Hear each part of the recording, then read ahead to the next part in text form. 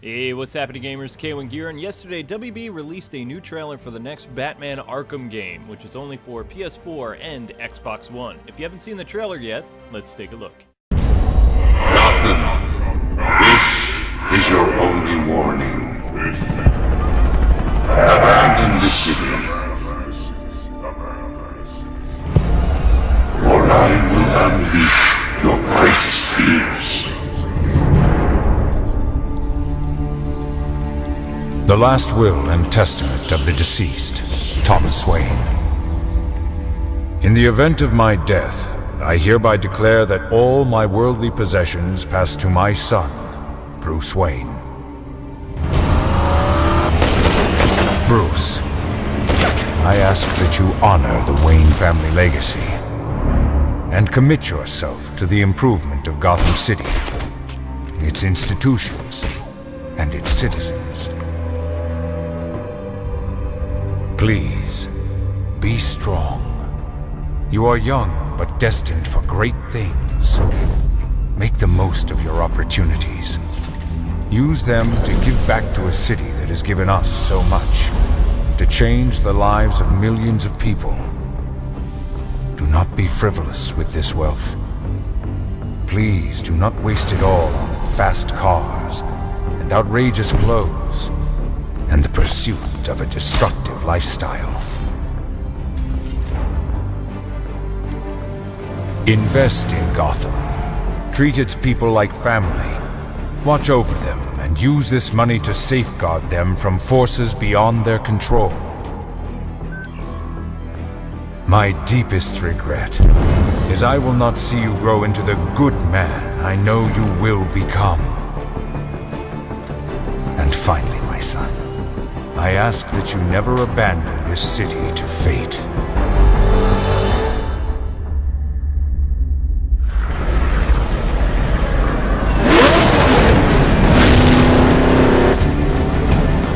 We have lived through dark days, and no doubt there are more to come.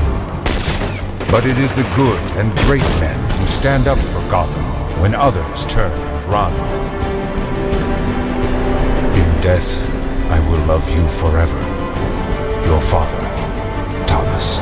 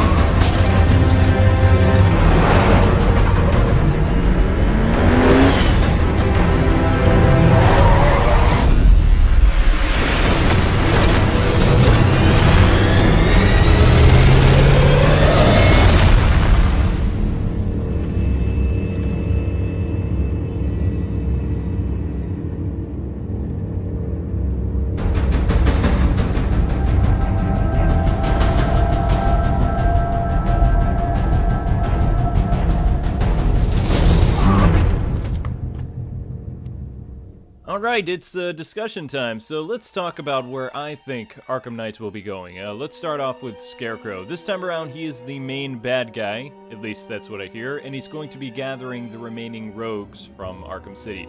My guess to kind of have Gotham tear itself apart through fear, which is a throwback to, of course, Batman Begins and some animated series episodes. The quote used in the trailer is actually the same Scarecrow Easter egg from Arkham City.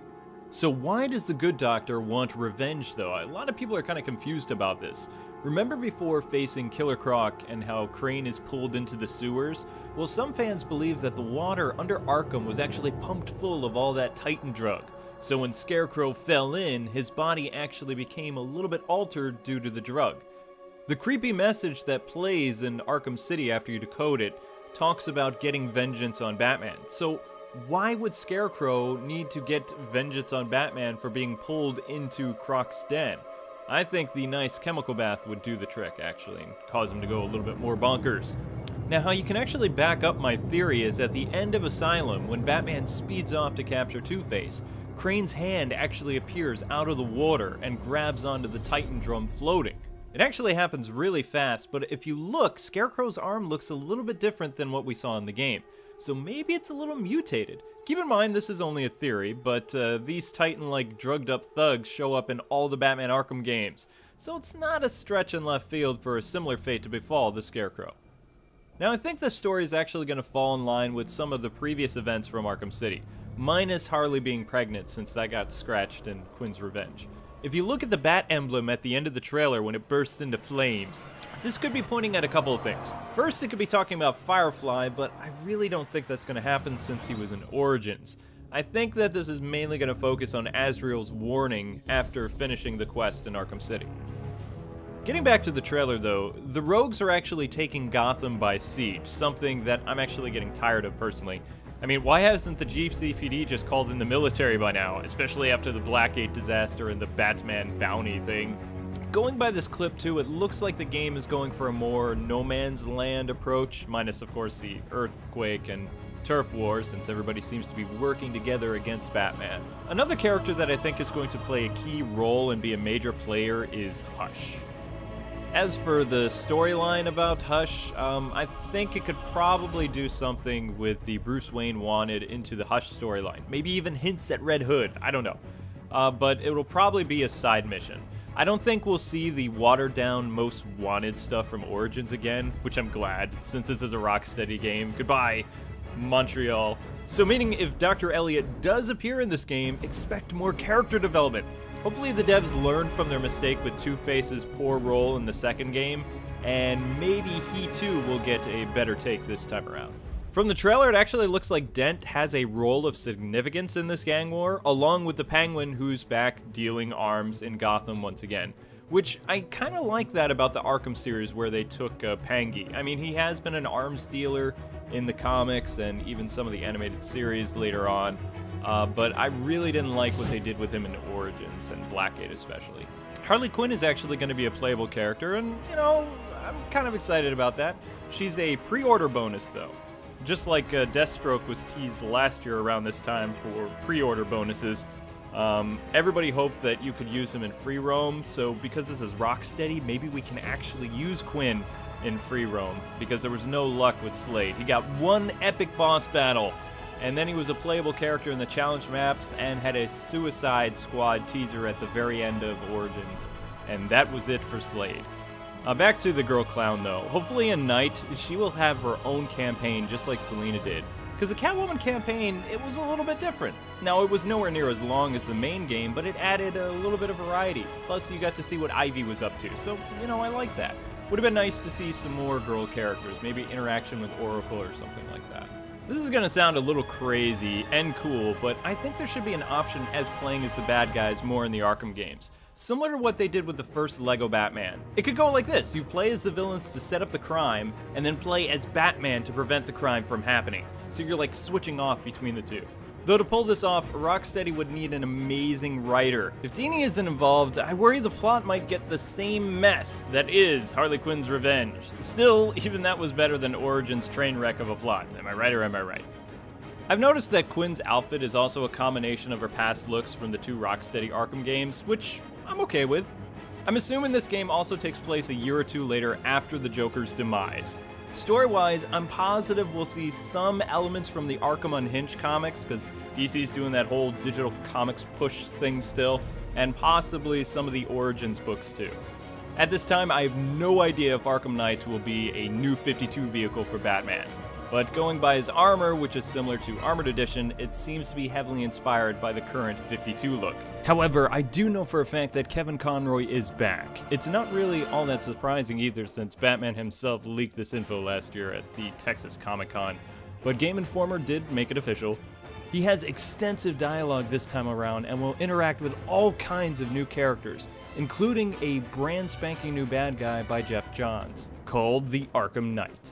Think of him like Prometheus or a Wraith-like character. He also wears a costume very similar to Batman, very military style, except he has a big A on his chest to stand for Arkham.